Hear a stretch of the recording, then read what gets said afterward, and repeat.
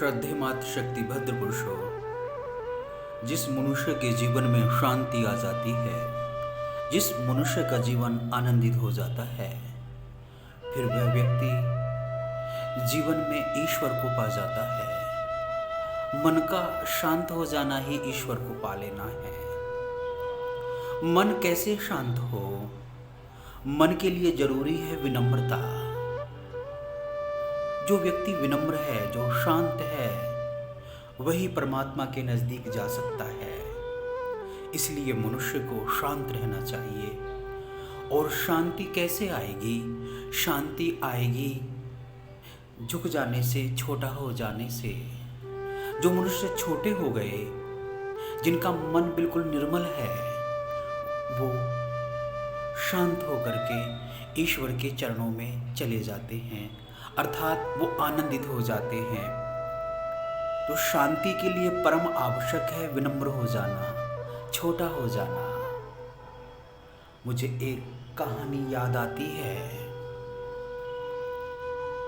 एक बहुत विशाल वृक्ष था, बहुत बड़ा वृक्ष था। विशाल वृक्ष जब हवा चलती थी तो आनंदित होता था। नीचे छोटी छोटी घास थी। घास छोटी थी लेकिन हवा के साथ बह जाती थी,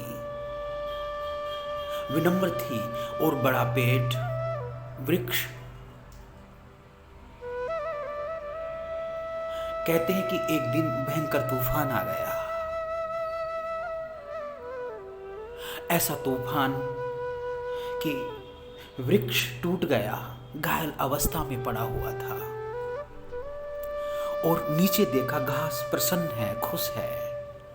तो उस वृक्ष ने घायल अवस्था में कराहते हुए कहा कि घास, क्या कारण है कि मैं टूट गया और तू तो और भी प्रसन्न है, तेरे पास तो खुशी है।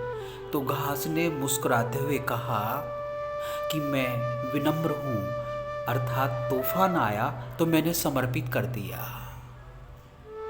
मेरी कोई इच्छा ना रही लड़ने की।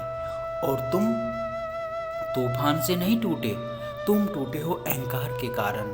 तुम्हारे अंदर विनम्रता नहीं है। तुम विनम्र होते, झुक जाते, तो तूफान तुम्हारा क्या बिगाड़ता।